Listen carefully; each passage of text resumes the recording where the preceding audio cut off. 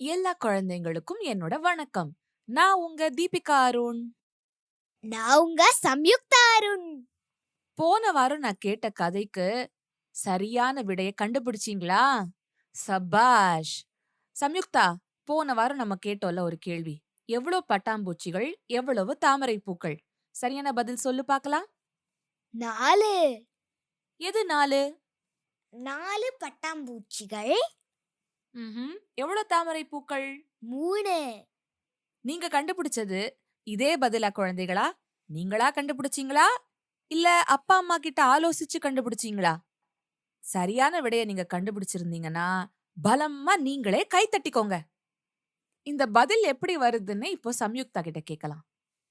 இந்த பதில் எப்படி வரும்னா 4 பட்டாம்பூச்சிகள், 3 தாமரை பூக்கள்.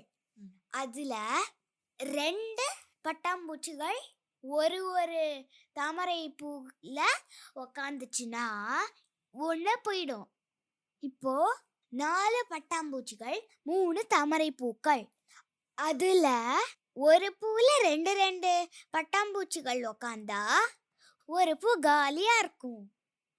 சபாஷ்! சரி, இந்த வார கதைக்கு போலாமா? இந்த வாரம் நான் இன்னொரு புதிர் கதை தான் சொல்லப் போறேன். இதுக்கு விடைய கண்டுபிடிக்க நீங்க போன வார கதைய விட இன்னும் நெறைய யோசிக்கணும். நீங்க 6வது, 7வது படிக்கிற குட்டீஸ்னா நீங்களே கரெக்ட்டா விடைய கண்டுபிடிச்சிடலாம். கண்டுபிடிக்க முயற்சிக்கணும். உங்களால நிச்சயமா முடியும். ஆனா அத விட நீங்க சின்ன குழந்தைங்கன்னா இந்த கதைய உங்க அப்பா, அம்மா கூட இல்ல பெரிய வகுப்புல படிக்கிற அக்கா, அண்ணா கூட உட்கார்ந்து சேர்ந்து கேட்டு அவங்கள விட கண்டுபிடிக்க சொல்லுங்க. கண்டுபிடிச்சாங்கன்னா, அத உங்களுக்கு விளக்கி சொல்லுங்க. அப்படி சொல்லும்போது உங்களுக்கே விளங்கிடுச்சுன்னா, நீங்க உங்களுக்கே என்ன சொல்லிக்கணும்? சபாஷ்! சபாஷ் தான் சொல்லிக்கணும். சரியா? கதைக்கு போலாமா? நம்ம மாலா இல்ல மாலா. அதான் போன கதையில கோவில் குளக்கரையில பார்த்தோமே, அதே மாலா தான். அவ இப்போ வளர்ந்து 7ஆம் கிளாஸ் படிக்கிறா. அவ விடுமுறைக்கு கிராமத்துல இருக்கிற பாட்டி வீட்டுக்கு வந்திருக்கா. அவளுக்கு பாட்டி வீட்டு கொல்லைப்புறம்னா ரொம்ப இஷ்டம். அங்க அழகா ஒரு பசுமாடு, கன்னுக்குட்டி இருக்கு. நெறைய பழமரங்கள், பூச்செடிகள், காய்கறி செடிகள் எல்லாம் இருக்கு. கிணறு இருக்கு. ஜில்லு ஜில்லுன்னு காத்து அங்க அடிச்சுக்கிட்டே இருக்கும். அன்னைக்கு பூரா விடிகாலையில இருந்து சரியான மழை. சாயங்காலம் தான் மழை விட்டுது. உடனே மாலா கொல்லைப்புறத்துக்கு ஓடி வந்துட்டா. கூடவே அவளோட பாட்டி பேத்தி சாப்பிடறதுக்காக முறுக்குகள், பிஸ்கெட் எல்லாம் கையில எடுத்துக்கிட்டு கூடவே வந்துட்டாங்க. கொல்லைப்புறம் மொத்தமும் மழையோட ஈரம். மாலா பாட்டி தந்த முறுக்க கடிக்கும்போது ஒரு சின்ன துண்டு தரையில விழ ஒரு காக்கா எங்க இருந்தோ கா கா கா அப்படின்னு கத்திக்கிட்டே பறந்து வந்து சரக்குன்னு அந்த துண்ட கவ்விக்கிட்டு மரக்கிளையில பறந்து போய் உட்கார்ந்துக்குச்சு. அதோட குரலை கேட்டு 4, 5 காகங்கள் அங்க வந்துடுச்சு. அப்புறம் ஏற்கனவே பிரிச்சிருந்த பிஸ்கெட் பாக்கெட்ட எடுத்து ஒரு பிஸ்கெட்ட கடிச்ச மாலா, பாட்டி, பிஸ்கட் நமுத்து போச்சு, நல்லாவே இல்ல. அப்படியா? அப்போ அத சின்ன சின்னதா உடைச்சு தரையில போடு. காக்காக்கள் வந்து எடுத்துக்கும்.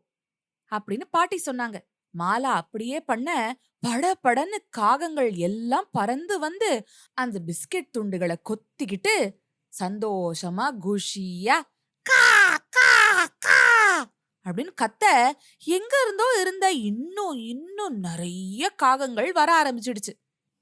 என்ன பாட்டி இது? ஏன் இத்தனை காக்கா திடீர்னு வருது? பாட்டி சொன்னாங்க, ஐயோ பாவம், விடி காலையில இருந்தே தொடர்ந்து விடாம மழை பெஞ்சதுல்ல, அதான் காகங்கள்லாம் காலையில இருந்தே இரை தேடி பறந்து போக முடியல. எல்லாம் பாவம் பட்னி. அதான் இங்க ஆகாரம் கிடைக்குதுன்னு தெரிஞ்சதும் அக்கம் பக்கத்துல இருக்கிற எல்லா காகங்களும் வந்து சேர்ந்துடுச்சு என்றாள் பாட்டி. பாட்டி, நம்ம போடாம இருந்தா இதுங்க என்ன பண்ணும்? நாம போடாட்டா வேற எங்க எது கிடைக்குதோ அதை தேடி அலைஞ்சு கண்டுபிடிச்சு தின்னுட்டு வரும். நாம செய்யாட்டாலும் கடவுள் எப்படியும் இதுங்களுக்கு ஆகாரம் ஏற்பாடு பண்ணிடுவான் என்றாள் பாட்டி. எப்படியும் இதுங்களுக்கு தின்ன கிடைச்சிரும்னா நம்ம ஏன் போடணும்? ஏன்னா நமக்கு அப்படி செய்யறதுல ஒரு சந்தோஷம் கிடைக்குது. பட்னியில கஷ்டப்படுற பாவப்பட்ட யாருக்காவது நாம சோறு போடும்போது அவங்க அத சந்தோஷமா சாப்பிடுறத பார்க்கும்போது நமக்கும் ஒரு சந்தோஷமும் திருப்தியும் கிடைக்கும்ல. அப்படி கண் முன்ன கிடைக்கிற பலனை பெரியவங்க திருஷ்ட பலன் அப்படின்னு சொல்லுவாங்க. அப்புறம் அந்த நல்ல காரியத்த செஞ்சதுக்கான புண்ணியமும் நமக்கு வந்து சேரும். அத கண்ணுக்கு தெரியாத பலன், அதிருஷ்ட பலன்னு சொல்லுவாங்க அப்படின்னு பாட்டி சொன்னாங்க. தொடர்ந்து என்ன சொன்னாங்க? அதோ பாரு, அந்த காக்கா எப்படி அபுக்கு அபுக்குன்னு நீ போட்டது திங்குது பாரு. அத பார்த்தா உனக்கு சந்தோஷமா இல்ல? ஆமாம் பாட்டி.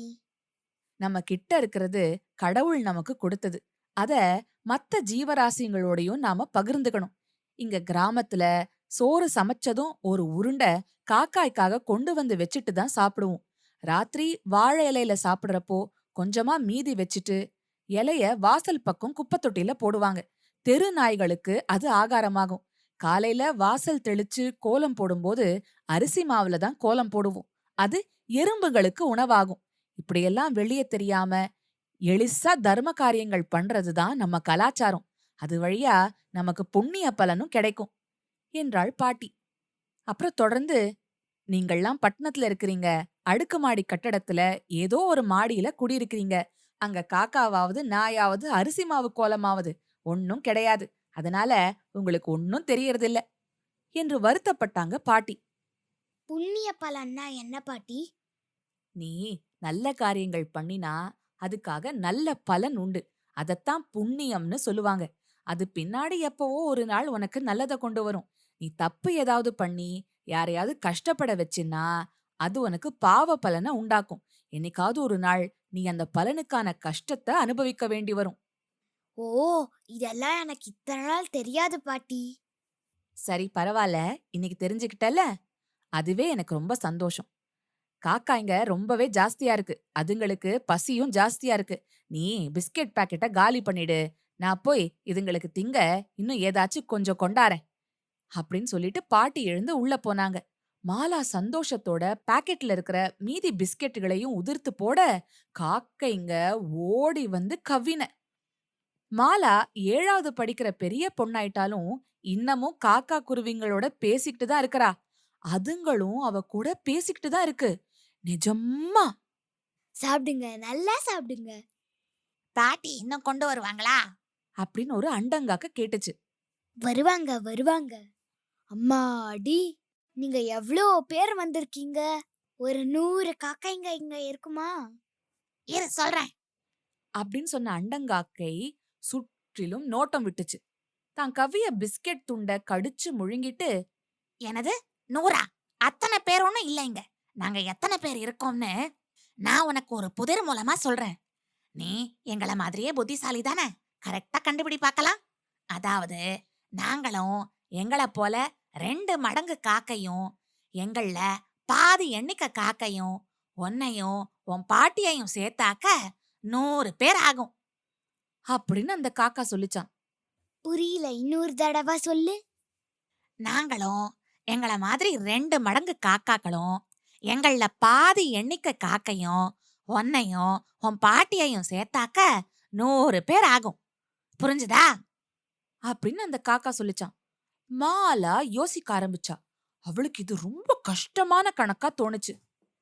நீ ஒரு க்ளூ குட. சரி, நாங்க சுமாரா 25 காக்கை முதல் 35 வரை இங்க இப்ப இருக்கோம். சரியா எத்தனைன்னு நீ தான் கண்டுபிடிக்கணும். அப்படின்னு சொன்ன காக்கா கொல்லப்புற வாயில பாத்துட்டு, ஐ, அதோ உன் பாட்டி கையில பாத்திரத்தோட வராங்க. இன்னைக்கு எங்களுக்கு ஜாலி தான்.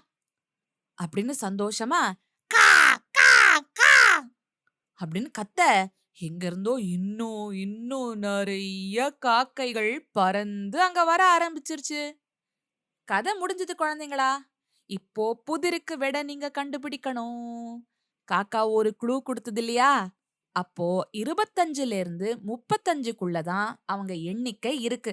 கண்டுபிடிங்க பாப்போம். இதுக்கான விடைய நான் அடுத்த வாரம் உங்களுக்கு சொல்றேன். நான் உங்ககிட்ட இன்னொன்னு கேட்கணும். உங்களுக்கு அல்ஜீப்ரா தெரியுமா? அல்ஜீப்ராவா? இது என்ன ஜீப்ரா மாதிரி ஏதாவது மிருகமா? இல்ல. நான் ஏன் இந்த கேள்விய கேட்டேன்னு அடுத்த வாரம் சொல்றேன். அது வரைக்கும் சிரிச்சுக்கிட்டு கிரிச்சுக்கிட்டு சந்தோஷமா இருங்க.